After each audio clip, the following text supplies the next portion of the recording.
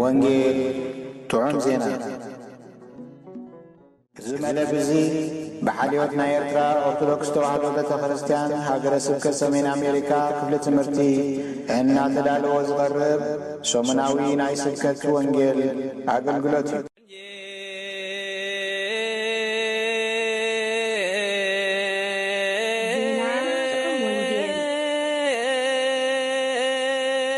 ዜና ጥዑም ወንጌል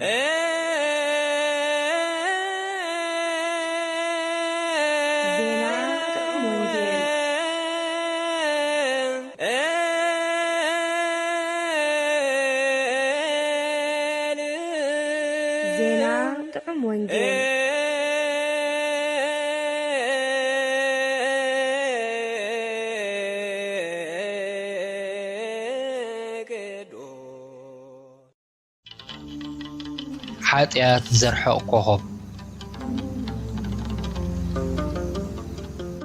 ምስባክ ናይ ዝዕለት እዚ ኣነ እውን በኹሪ ካብ ነገስታት ምድሪ ልዕል ዝበለ ክገብሮ እየ ሳህለይ ንዘለኣለም ክሕልው እየ ኪዳነይ እውን ክጸንዓሉ እዩ። መዝሙር 89 ፍቕዲ 27-28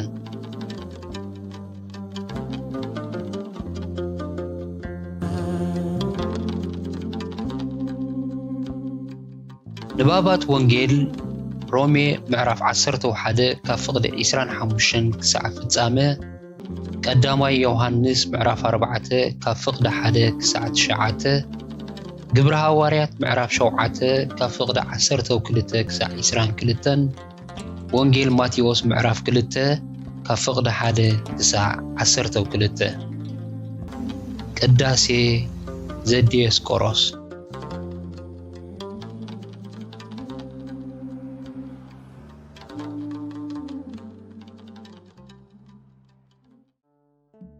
بسم أبون ودن منفس قدسن حدا أملاخ ጸጋ ጎይታ ኢየሱስ ክርስቶስ ምስ ኩላትና ይኹን ኣብ ኩሉ ኩርዓት ዓለም ዘለኹም ህዝቢ ኣምላኽ ርሑስ ቅንያት ሓድሽ ዓመትን በዓለ ልደት ጎይታና ኢየሱስ ክርስቶስን ይግበረልና ከምቲ ኣብ መእተው ዝተገልጸ መልእኽቲ ናይ ሶሙን እዚ ወንጌል ጥዑም ዜና ሓጢያት ዘርሐ ኮኸብ ዝብል ክኸውን እዩ። እነሆ ሰብ ጥበብ እቲ ዝተወልደ ንጉስ ኣይሁድ ኣበይ ኣሎ ኮኸብ ኣብ ምብራቕ ርኢና እሞ ክንሰግደሉ መጺእና እናበሉ መጹ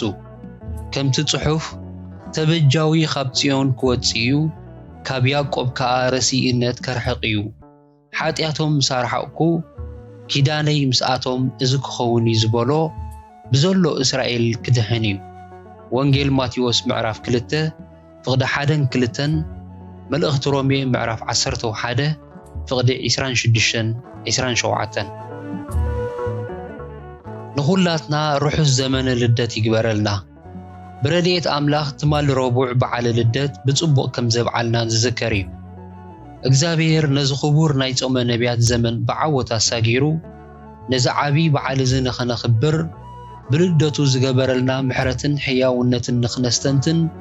ብልደቱ ንዝሃበና ዕዙዝ ናይ ትሕትና ኣርኣያ ንኸነቕልበሉን ንኽንስዕቦን ክሳዕ እዛ ሰዓት እዚኣ ብጥዕናን ብህይወትን ስለ ዝዓቆረና እቲ ቅዱስን ክቡርን ስሙ ይመስገን ልዕል ይበል። እነሆ እዚ ዕለት እዚ ናይ ዘመነ ልደት ሰንበት እዩ። ብመሰረት ስርዓት ቅድስቲ ቤተ ክርስቲያንና ካብ ታሕሳስ 29 በዓለ ልደት ክሳዕ ጥሪ 5 ዘሎ ቅንያት ዘመነ ልደት ተባሂሉ ይጽዋዕ። ጎይታና ስጋና ለቢሱ ፍጹም ሰብ ኮይኑ ዝተወልደ በቲ ኣብኡ ዝተፈጸመ ምስጢረ ስጋዌ ወይ ምስጢረ ተዋህዶ እዩ። እቲ ናይ ባህሪ ኣምላኽ እግዚአብሔር ወልድ ብስራሕ እግዚአብሔር መንፈስ ቅዱስን በኃይል እግዚአብሔር ኣቦን ኣብ ማህፀን ኣዴና ቅድስት ድንግል ማርያም ስጋ ለቢሱ ምስቲ ዝለበሶ ስጋ ሓደ ኣካል ሓደ ባህሪ ብምዃን ፍጹም ኣምላኽን ፍጹም ሰብን ዝኾነሉ ምስጢረ ተዋህዶ እዩ። ነዚ በዓል ልደት እዚ ክኸውን ዝገበረ ንሕና ኸዓ ነዚ ብስራሕ ቅድስቲ ስላሴ ዝተፈጸመ ተዋህዶ ኢና እምነትናን ሃይማኖትናን ጌርናዮ ዘለና። ስለዚ ብኻልእ ኣዘራርባ በዓለ ልደት ሃይማኖትና ዝተወልደሉ ዕለት እዩ ክንብል ንኽእል ኢና። ኩላቶም ኣብ ክርስቶስን ብክርስቶስን ዝተገብሩ ፍጻሜታትን ምስጢራትን መሰረቶም እዚ ብልደት ዝተጋህደ ቃል ስጋ ኾነ ዝተባህለሉ ናይ ተዋህዶ ምስጢር እዩ። ጎይታና ስጉም መለኮት ማለት ስጋ ዝለበሰ መለኮት ኮይኑ ዝተወልደሉ ዕላማ በቃሉ መምህር ብግብሩ ኸዓ ኣርአያ ክኾነልና ኣብ መወዳእታ ድማ ሞትና ሞይቱ ብመስዋዕቱ ክብጀወና ብኽቡር ደሙ ክዕድገና ብክህነቱ ምስ እግዚአብሔር ኣቦ ከተዓርቀና ሕሩይ ወለዶ ቅዱስ ህዝቢ ጥሪት ኣምላኽ ዝኾነ ህዝቢ ምእንቲ ክገብረና እዩ። ነዚ ክንድዚ ዝኣክል ክቡርን ቅዱስን በዓል እዚ ብብልዕን መስተን ብጨርቅን ወርቅን ብሳዕስዒትን ዳንኬራን ብስኽራንን ዕብዳንን ኣብዒልና ክነሕስሮ ዘይኮነስ ነቲ ዓብይን ረቂቕን መንፈሳዊ መልእኽቱ ኣስተውዒልና ንኽብሪ ናይቲ በዓል ብዝምጥን ንኣምላኽ ድማ ብዘሐጉሶ ኣገባብ ክነብዕሎ ይግባእ። ነዚ ክቡር ዕለት እዚ ብቅዱስ ያሬድ ዝተደርሰ መዝሙር ይሰርቅ ኮከብ ዘርእስቱ እዩ። ይሰርቅ ዝብል ናይ ግዕዝ ቃል ብትግርኛ ዝትርጎም ይወፅእ ማለት እዩ። እዚ መዝሙር እዚ ኣብ ዘኍልክ ምዕራፍ 24 ካብ ፍቕዲ 17 ክሳብ 19 ትንቢት ኢሳያስ ምዕራፍ 59 ፍቕዲ 20-21 ትንቢት ኤርምያስ ምዕራፍ 31 ፍቕዲ 33 መልእኽቲ ሮሜ ምዕራፍ 11 ፍቕዲ 26-27 መዝሙር ዳዊት 89 ፍቕዲ 27-28 ወንጌል ሉቃስ ምዕራፍ 2 ፍቕዲ 10 ክሳብ 13 መሰረት ብምግባር ዝተደርሰ እዩ። ትሕስኡ ድማ ካብ ያዕቆብ ኮኸብ ይወፅእ ካብ እስራኤል ከዓ ሓጢአት የርሕቕ ኣነ ከዓ በኹረይ ክገብረ ካብ ነገስታት ምድሪ ዝለዓለ እዩ ንኹሉ ምድሪ መጸግዕ ይኸውን ካብቶም መጸግዕ ርእሲ ኣኽራን ኣብ ኩሉ ምድሪ ጸግዕ ይኸውን ሎሚ ሰራዊት መላእኽቲ ኣብ ሰማያት ይተሓጎሱ ኣነውን በኹረይ ክገብረ ኣነውን በኹረይ ክገብረ ሎሚ ጎይታን መድሓንን ዝኾነ ኢየሱስ ብሰላምን ብሓጎስን ተወልደ ዝብል እዩ። ናይዚ ዕለት እዚ ናይ ወንጌል ማቴዎስ ምዕራፍ 2 ካብ ፍቕዲ 1 ክሳብ 12 ንባብ ቅዱስ ወንጌል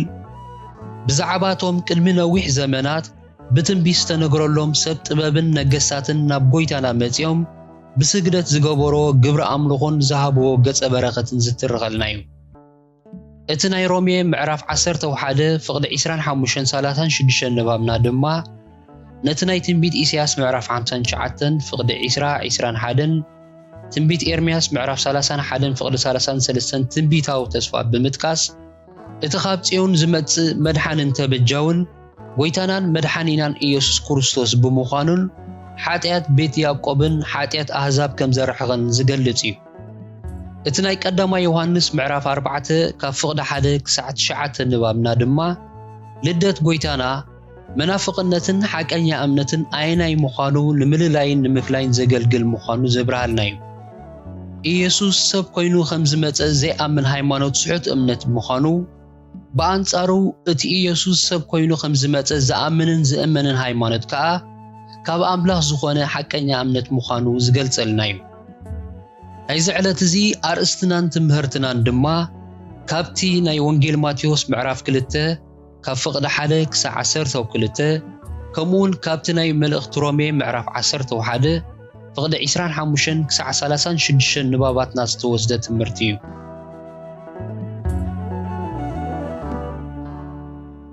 ኮኸብን ምርሓቕ ሓጢአትን እንታይ ያራኸቦ? ኮኸብ ከመይ ገይሩ እዩ ሓጢአት ክርሕቕ ዝኽእል? እዞም ከም መሪሕ ጥቕስታትና ኮይኖም ተመሪጾም ዘለዉ ናይ ንባባትና ጥቕስታት ብዛዕባ እቲ ልደቱ ነብዕልን ንዝክርን ዘለና ጎይታናን መድሓኒናን ኢየሱስ ክርስቶስ ዝተጻሕፉ ቃላት እዮም። ኣብቲ መእተው ተገሊጹ ከም ዘሎ ኣርእስቲ መዝሙርና ይሰርቕ ኮኸብ ማለት ኮኸብ ይወፅእ ዝብል እዩ። ናይዚ መዝሙር እዚ ቀንዲ መሰረት እቲ ካብ ዓሌት ኣሕዛብ ሚድያናውያን ዝነበረ ነቢ በልዓም ብዛዕባ እስራኤል ኣማዕልዩ ብርሑቕ ዝረኣዮን ዝተዛረቦን ትንቢት እዩ ርእዮ ኣለኹ ሕጂ ደኣ ኣይኮነን እጥምቶ ኣለኹ ግናኸ ቀረብ ኣይኮነን ካብ ያዕቆብ ኮኸብ ይወፅእ ካብ እስራኤል ከዓ በትረ መንግስቲ ትትንስእ እስራኤል ከዓ ሓይሊ ክገብር እዩ ካብ ያዕቆብ ገዛእ ክወፅእ እዩ ዘኍልቍ ምዕራፍ 24 ፍቕዲ 17 ክሳብ 19 እዚ ትንቢት እዚ ኣብ ቀረባ ብዛዕባ ተቐዳማይ ንጉስ ይሁዳ ንጉስ ዳዊት ከመልክት ከሎ ኣብ ርሑቕ ድማ ብዛዕባ ካብ ነገድ ይሁዳን ካብ ዘር ዳዊትን ዝኾነ ዘለዓለማዊ ንጉስ ጎይታናን መድሓኒናን ኢየሱስ ክርስቶስ ዝገልጽ እዩ እዚ ካብ መንፈስ ቅዱስ ዝኾነ ትንቢት እዚ ዝፍጸመሉ ምዱብ ግዜ ምስ ኣኸለ ድማ ካብ ዓሌት ኣሕዛብ ዝኾኑ ከዋኽብቲ ምቁፃር ዝጥበቦም ሰባ ሰገል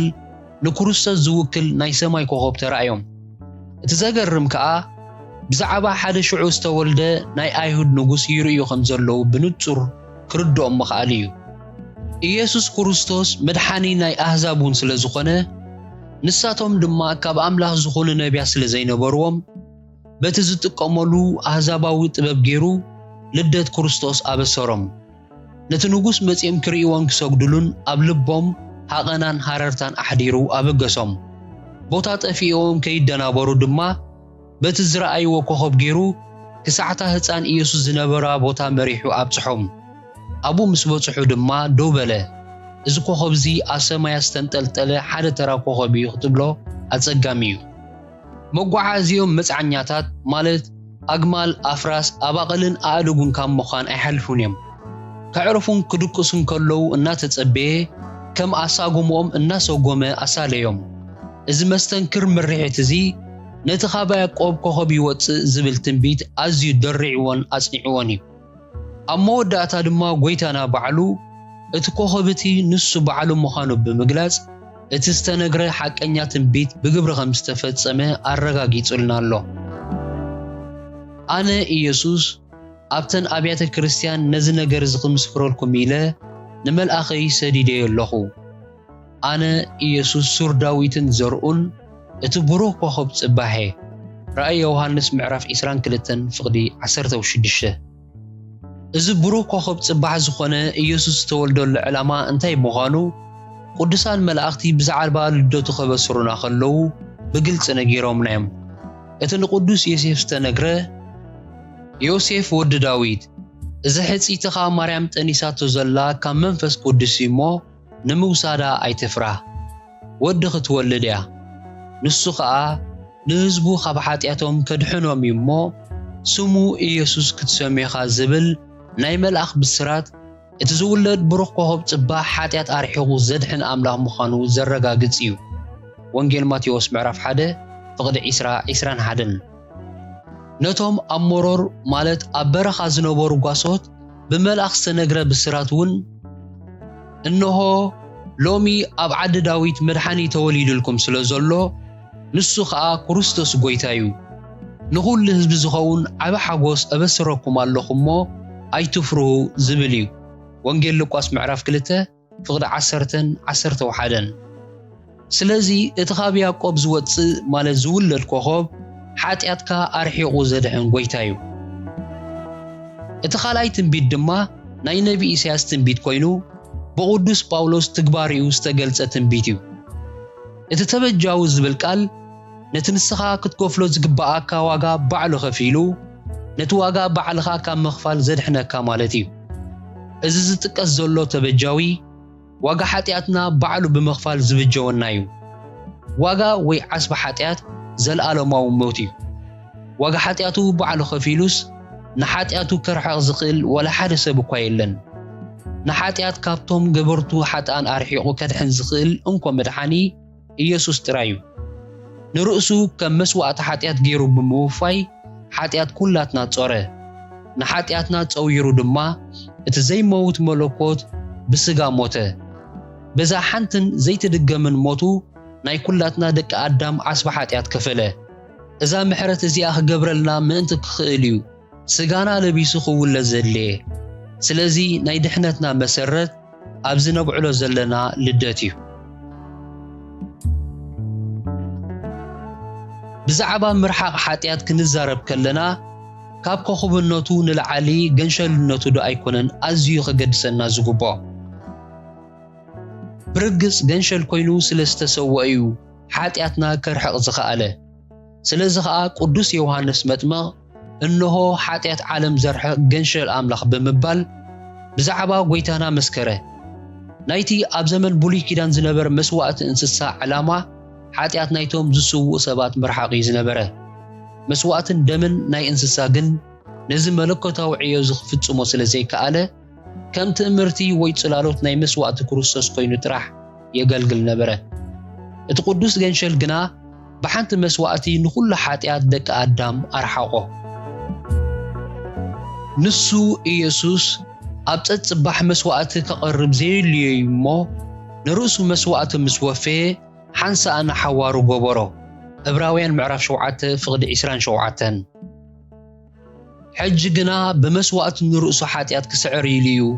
ኣብ መወዳእታ ዘመናት ሓደ ግዜ ዝተገልጸ እቲ ንሓጢኣት ብዙሓት ከርሕቕ ኢሉ ሓንሳእ ዝተሰውአ ክርስቶስ ንምድሓን ናይቶም ዝጽበይዎ ካልኣይ ግዜ ብዘይ ሓጢኣት ክግለጽ እዩ ዕብራውያን ምዕራፍ 9 ፍቕዲ 26-28 ካህን ዘበለ ኩሉ ኣብ ጽባሕ እናገልገለ ይቐውም እዩ እሞ ነቲ ሓጢኣት ከርሕቆ ኮቶ ዘይከኣሎ መስዋዕቲ እንስሳ ብዙሕ ሳሕ የቕርበሎ ክርስቶስ ግና ነቶም ዝቕደሱ ብሓንቲ መስዋዕቲ ንሓዋሩ ፈጾሞም ማለት ንሓዋሩ ንሓጢኣቶም ኣርሓቆም እሞ ንሱ ንሓዋሩ እትኸውን ሓንቲ መስዋዕቲ ስለ ሓጢኣት ኣቕረበ ዕብራውያን ምዕራፍ 10 ፍቕዲ 11-14 እቲ ናይ ድሕነት መንፈሳዊ ሓቂ እዚ ክነሱ ኩሉ ሰብ ግን ነዚ ሓቂ እዚ ኣይፈልጦን ኣይቅበሉን ድማ እዩ ነዚ ሓቂ እዚኣ ዘስተውዕልዋ እሞ ዝቕበልዋ እቶም ብርሃን ወንጌል ወይ ብርሃን ክርስቶስ ዝበርሃሎም ጥራሕ እዮም ክርስቶስ ብርሃን ዓለም ምዃኑ ድማ ደጋጊሙ ባዕሉ ተኣሚንዎ እዩ ናብ ብርሃን ዝመፀ ሰብ ሓጢኣቱ ይረኣዮን ይፈልጦን ስለዚ ኸኣ መድሓኒ ከም ዘድልዮ ይርድኦ ክርስቶስ ብርሃናዊ ኮኸብ ኮይኑ ዝተገልጸሉ ምኽንያት ድማ ንሱ እዩ ነዚ ብርሃኑ እዚ እንተዘይረኸብናዮ ነቲ ዘድሕን ገንሸል ምዃኑ ክንርድኦ ኾነ ክንቅበሎ ኣዝዩ ከቢድ እዩ ቅዱስ ዮሃንስ ኣብ ወንጌሉ እቲ ንነፍስ ወከፍ ሰብ ዘብርህ ብርሃን ሓቂ ናብ ዓለም ይመጽእ ነበረ ኣብ ዓለም ነበረ ዓለሙን ብኡ ኾነት ዓለም ግና ኣይፈለጦቶን ናብቶም ናቱ መጸ እቶም ናቱ ኸኣ ኣይተቐበሎዎም ብምባል ነዚ ሓቂ እዚ ኣብርሂልና ኣሎ ዮሃንስ ምዕራፍ 1 ፍቕዲ 9-11 ስለዚ በቲ ኮኸብ ከይሓለፍካ ናብቲ ገንሸል ክብጽሕ ኣይከኣልን እዩ እቲ ብርሃን ኮይኑ ዝተገልጸ ኢየሱስ እዩ ድሓር ድማ ገንሸል ኮይኑ ዝተሰዋኣልናን ዘድሓነናን ነዚ ተመላላኢ መንነቱ እዚ ኣገናዚምና ምስ ንርእዮ ሽዑ ኢየሱስ እቲ ሓጢኣት ዘርሕቕ ኮኸብ ምዃኑ ክነስተውዕሎ ኣይጽግመናን እዩ ነቲ ብርሃን እንተዘይረኺብናዮ ግን ነቲ ብኡ ዝርከብ ድሕነት ክንርድኦ ክንደልዮ ኾነ ክንቅበሎ ኣይንኽእልን ኢና እቲ ንሰብኮ ወንጌል ስውር እንተደኣ ኮይኑ ካብቶም ዝጠፍኡ ጥራሕ ዝተሰወረ እቲ ገዛኢ ዝዓለም እዚኣ ዝኾነ ሰይጣን ብርሃን ወንጌል ምእንቲ ኸይርእዩ ንልቢ ናይቶም ዘይኣምኑ ደፈኖ እዚ ብርሃን እዚ ኸኣ ክብሪ ናይቲ ኣርኣያ ምስሊ ኣምላኽ ዝኾነ ክርስቶስ እዩ ካልኣይ ቆሮንቶስ ምዕራፍ 4 ፍቕዲ 3-4 ካልኣይ ትርጉም ናይዚ መድሓኒ ኮኸብ እዚ ብርሃን ዘይረኸበ ዘበለ ኩሉ ሰብ ናይ መወዳእታ ጽሑፍቱ ጥፍኣት እምበር ድሕነት ኣይኮነን ብመሰረቱ ምርሓቕ ሓጢኣት ማለት ግን እንታይ ማለት እዩ እቲ ሓጢኣት ናበይ እዩ ክርሕቕ እዚ ኮኸብና ኢየሱስ ከመይ ገይሩ ነቲ ሓጢኣትና ዘርሕቆ ቃል እግዚአብሔር ከም ዘረጋግጸልና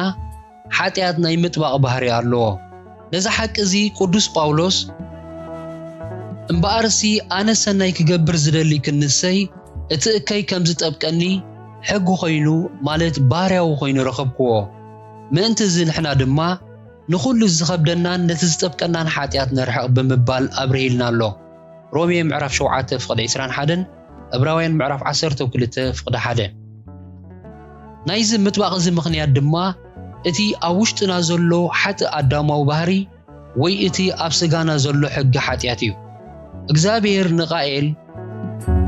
ሓጢኣት ኣብ ኣፍ ደገ ኮይና ትቃጸወካ ኣላ ሃረርታውን ናባኻዩ ግናኸ ንስኻ ክትገዝኣ ይግባእካ ኢልዎሎ ዘፍጥረት 4:7 ስለዚ ብኹሉ ካልእ እኳ እንተተዓወትና ኣብ ገሊኡ ግን ሃረርታኣ ይሰምረላ እሞ ሓጢኣት ትጠብቀናያ ስለዚ ኢና ሓጢኣት የብልናን ክንብል ዘይንኽእል መድሓኒ ተበጃው ዘድልየና ድማ ብኡ ምኽንያት እዩ ሓጢኣት ኣብ ዘለዎ ናይ ግድን ዘለኣለማዊ ሞት ኣሎ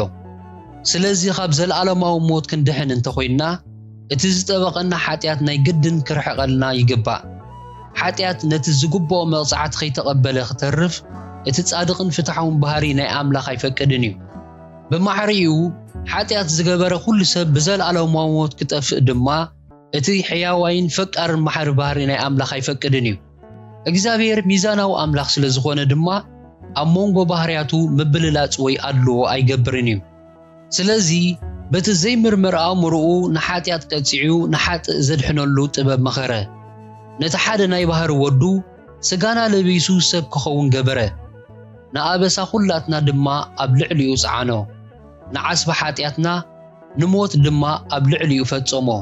ስለዚ ምርሓቕ ሓጢኣት ክበሃል ከሎ ንሓጢኣትና ካባና ናብ ክርስቶስ ኣርሓቆ ኣግዓዞ ማለት እዩ እቲ ሓጢኣትና ናብኡ ካብ ወደቐ ዓስቢ ናይ ሓጢኣትና ዝኾነ ሞትን ሰቓይን ድማ ንሱ ይቕበሎን ይኸፍሎን ማለት እዩ ነዚ ናይ ምርሓቕ ሓጢኣት ምስጢር ቅዱሳን ነቢያትን ሃዋርያትን ብንጹር ገሊጾሙልና እዮም ኩላትና ከም ኣባጊዕ ተባረርና ነፍሲ ወከፍ ነናብ መገዱ ዘበለ እግዚአብሔር ከኣ ኣበሳ ኩላትና ኣብኡ ኣውለቆ ብሓቂ ንሱ ንሕማምና ጾሮ ንስቓይና ኸኣ ኣብ ነፍሱ ጸዓኖ ንሱ ግና ብሰሪ ገበና ቆሰለ ብሰሪ ኣበሳና ድማ ተኸትከተ ንሕና ሰላም ምእንቲ ክንረክብ መቕጻዕቲ ናብኡ ወረደ ንሕና እውን ብስንብራቱ ሓወና ብምኽንያት ገበን ህዝበይ ተቐዝፈ ኣበሶኦም ድማ ባዕሉ ክጸውር እዩ ግናኸ ሓጢኣት ብዙሓት ጾረ ምእንቲ በደለኛታት ከኣ ለመነ ትንቢት ኢሳያስ ምዕራፍ 53 ፍቕዲ 6 4 5 8 11 12 ንሓጢኣትና ሞይትናስ ንጽድቂ ምእንቲ ክንነብር ንሱ ባዕሉ ንሓጢኣትና ኣብ ስጉኡ ኣብ ዕንፀይቲ ጾሮ ብቑስሉ ኢኹም ዝሓወኹም ቀዳማይ ጴጥሮስ ምዕራፍ 2 ፍቕዲ 24 ንናይ ክርስቶስ ናይ ምድሓን ጥበብ ኣዝዩ ፍሉይን ዓብይን ዝገብሮ ድማ እዚ እዩ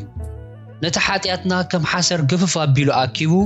ናብ ዝደለዮ ቦታ ደርቢዩ ዘርሕቕ እንተዝኸውን ነቲ ግብሪ ምድሓኑ ነድንቐሉ ወላሓንቲ ምኽንያት ኣይመሃለወናን ነይሩ ቅዱስ ዮሃንስ ኢየሱስ ንሓጢኣት ክርሕቕ ኢሉ ከም ዝተገልጸ ትፈልጡ ኢኹም ኣብኡ እውን ሓጢኣት የልቦን ኢሉ ከም ዘነጸሮ ሓጢኣት ዘይብሉ ንጹህ ኣምላኽ ክነሱ ሓጢኣት ናይ ኩላትና ወለዶታት ኣዳም ምእንቲ ኸርሕቕ ስጋና ለበሰ ንኹሉ ኣበሳና ጸዊሩ ድማ ኣዝዩ መሪር ናይ ውርደት ሞት ሞተልና ሕሩይ ወለዶን ቅዱስ ህዝብን ምእንቲ ክንኮኖ ካብ ባርነት ሰይጣንን ሓጢኣትን በቲ ክቡር ደሙ ዓደገና ንኣበሳ ኩላትና ኣብ ስጉኡ ጸዊሩን ዋጉኡ ኸፊሉን ካባና ኣርሒቆ እንተኾይኑስ ኣብ ዓለም ዘሎ ኩሉ ሰብ ድሒኑ እዩ ማለት ድዩ ኣብቲ ናይ ሓጢኣትና ምርሓቕ ስራሕሲ ዝኾነ ዓይነት ናትና ግደን ኣበርክቶን የለን ክበሃል ይከኣል ዶ እዚ ዝንበዑን ጉዕዙይን ርድኢት እዚ ብሚልዮናት ናይ ዝቑጸሩ ሰባት ህይወት ዘጥፍእ ዘሎ እዩ ኢየሱስ ንኹሉ ተኣነ ክገብሮ ዝግበአኒ ስራይ ባዕሉ ወዲእዎ እዩ ብጸጋ ስለ ዝደሓንኩ ጽድቂ ናይ ምግባር ካብ ሓጢኣት ናይ ምሕራምን ሓላፍነትን የብለይን ብዝብል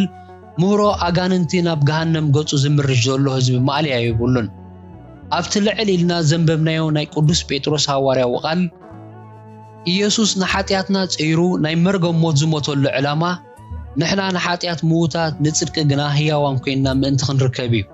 እዚ ማለት ድማ ሓጢኣት ዘይንገብርን ነርሕቕን ጽድቂ ጥራሕ ንገብር ሰባት ምእንቲ ክንከውን እዩ ንሓጢኣትናን ዓስቡን ጸዊሩልና ማለት እዩ እዚ ኣጋንንታዊ ምህሮ ግና ብግልባጡ ንሓጢኣት ህያዋን ንጽድቂ ግና ምዉታት ኮይንና ክንነብር ዘስሕት ንቅዱስ ወንጌል ዘጣምምን ዘይመልኩዕ ዝህብን እዩ ስብከት ቅዱስ ወንጌል ኩሉ ግዜ ብንስሓ እዩ ዝጅምር እቲ ናይ ጎይታና ጸራግ መገዲ ኮይኑ ዝተገልጸ ነቢይ ዮሃንስ ስብከቱን መኽፈቲ ኣፉን ንስሓ እያ ዝነበረት ዘመነ ኣስተምህርኡ ምስ ኣኸለ እሞ ጎይታና አገልግሎቱ ምስ ጀመረ ድማ ተነስሑ እናበለዩ ሰበኸ ቅዱሳን ሐዋርያት ብጎይታ ተሓርዮም ዝተላእኩ ሰብ ክንስሐ ምሰበኹ ስለዚ ኣብ ምርሓቕ ኃጢአት ብጽሒት ናይ ሰብ ሓቀኛ ንስሐ እዩ ዘይተነስሐ ሰብ ኃጢአቱ ኣይሕደገሉን ኣይርሕቀሉን ድማ እዩ ንኢየሱስ ኣብ መስቀል ዝቆተሎ ኃጢአት ነበር ሰይፍን መስማርን ኣይኮነን ስለዚ ካብታ ንክርስቶስ ዝኣመናላ ግዜ ጀሚርና ክሳዕ ዕለተ ሞትና ዛዕባቲ ዝጠብቀና ኃጢአት እናተናሳሕና ኢና ንነብር ዘይንሳሕ ሰብ ፍቕሪ ኃጢአት ስለ ዘለዎ ውሉድ ሞትን ጥፍኣትን እዩ ንሱ ጥራሕ ግን ኣይኮነን ንስሓ ከም ዝደለናዮ ናይ ምሕጣ ነፃነት ኣይሃበናን ነቲ ከይፈለጥናን ከይፈተናን ዝጠብቀና ኃጢአት እምበር ነቲ ኮነ ኢልና ፈቲናን ደፊርናን ዝፈጸምናይ ኃጢአት ንስሓን ሕድገትን ከም ዘይተሰርዓሉ ብሉይ ኪዳን ከይተረፈ ዘረጋግጾ ሓቂ እዩ ጸጋ ኣምላኽ ድማ ንስሓን ሕድገት ኃጢአትን ጥራሕ ዘይኮነ ንኃጢአት ክንጽየፎን ክንሕሰሞን ንጽድቂ ድማ ከነፍቁሮን ክንግዝኦን ዘኽእለና ሓይሊ ሂብና እዩ እቲ ምድሓን ዘምጽእ ጸጋ ኣምላኽ ንኹሉ ሰብ ተገሊጹ እዩ እዚ ጸጋ እዚ ንኽሕደትን ዓለማዊ ትምኒትን ሓዲግና ኣብዛ ዓለም እዚኣ ገዛ ርእስና ብምግታእን ብጽድቅን ብመንፈሳውነትን ክንነብር ይምህረና እዩ ከምዚ ኢልና እናነበርና ነቲ ብሩኽ ተስፋን ናይቲ ዕዙዝ ኣምላኽን መድሓኒናን ኢየሱስ ክርስቶስ ምግላጽን ክብርን ንጽበያሉና ኢየሱስ ካብ ኃጢአት ዘበለ ሓራ ምእንቲ ኸውፅኣና ንሰናይ ግብሪ ዝኾኑን ንዕኡ ዝኾኖ ህዝቢ ምእንቲ ኸንጽህ ገዛ ርእሱ በጃና ኣሕለፈ እዚ ብኹሉ ስልጣን ንገርን መዓድን ግናሕን ሓደ እኳ ኣይነዓቅካ ቲቶ ምዕራፍ 2 ፍቕዲ 11 ክሳብ 15 እምበኣር ብዛዕባ እቲ ኢየሱስ ንኃጢአትና ከርሕቕ ዝገበሮ ግብሪ ምድሓን ሙሉእ እምነት ይሃልወና ነቲ ናይ ሓድሽ ኪዳን ብጽሒትና ድማ ብግቡእ ንፈጽም ብኸምዚ እንተነበርና ብልደት ናይቲ ኃጢአት ዘርሕቕ ኮኸብ ወርቲ ክንረብሕ ኢና እዚ ኽቡርን ቅዱስን ልደት እዚ ንድሕነት ናይ ዝተፈጸመ እሞ ብኡ ወርቲ ክንተሓጐስ ጸጋ ጎይታ ኢየሱስ ክርስቶስን ፍቕሪ ኣምላኽን ሕብረት መንፈስ ቅዱስን ምስ ኩላትና ይኹን ኣሜን